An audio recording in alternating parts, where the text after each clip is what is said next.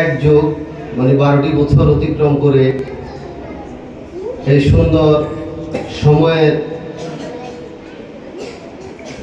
আনিত করে দিয়েছেন। যে সময়টির মধ্যে আমার এই মাদ্রাসার সর্বোচ্চ একটা সফলতা, সেটা হচ্ছে বাংলাদেশ প্রাইভেট মাদ্রাসা ওয়েলফেয়ার অ্যাসোসিয়েশন কর্তৃক আয়োজিত বৃত্তি পরীক্ষায় মেধা মূল্যায়ন বৃত্তি পরীক্ষায় 120 জন ছাত্রছাত্রী পরীক্ষায় অংশগ্রহণ করে 78 জন বৃত্তিপ্রাপ্ত হয়েছে। আমার কাছে সবচেয়ে বড় প্রাপ্তি। এই বৃত্তি ফলাফল আমি আমার সকল সহকর্মী, শিক্ষক, শিক্ষিকা যাদের অক্লান্ত পরিশ্রমের মাধ্যমে এই ফলাফল অর্জিত হয়েছে এবং ওই সকল অভিভাবক এবং অভিভাবিকা যাদের আন্তরিকতায় তাদের সন্তানদেরকে আমাদের কাছে নির্দিষ্ট সময় পর্যন্ত আমাদের দিক নির্দেশনা মেনে বাচ্চাদেরকে আমাদের কাছে পড়াশোনা করার জন্য উদ্বুদ্ধ করেছেন, ওই সকল অভিভাবক, শিক্ষক, শিক্ষিকাদের কাছে আমি আজকে আমার এই ফলাফল উৎসর্গ করছি।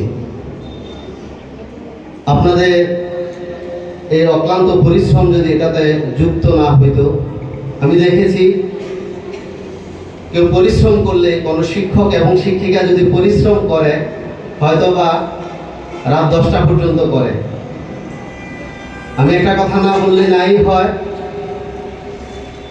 আমি যখন রাত্রে 11টায় ঘুমানোর জন্য বাসায় রওনা দিছি, তখনও দেখেছি আমাদের হেফজ বিভাগের শিক্ষক ইনচার্জ হাফেজ ইয়াকুব সাহেব বাচ্চাদেরকে মাস্ক করাচ্ছেন।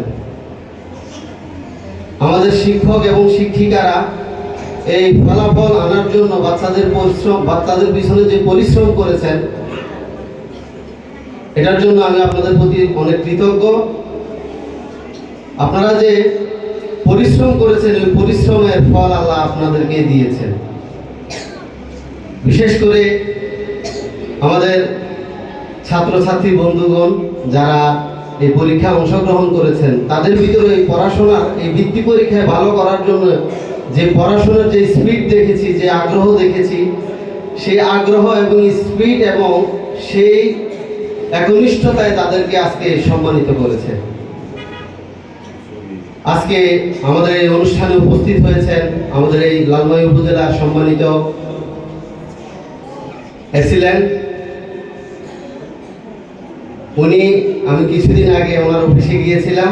অফিসে যাওয়ার পর ওনাকে দাওয়াত করেছি।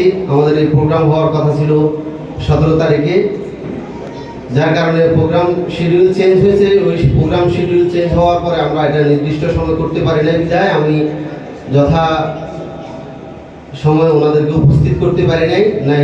অন্যথায় আমাদের এই প্রোগ্রাম 10টায় শুরু হওয়ার কথা ছিল। উনি যে ওনার শত ব্যস্ততাকে পিছনে ফেলে আমাকে কিঞ্চিত সময় দিয়েছেন।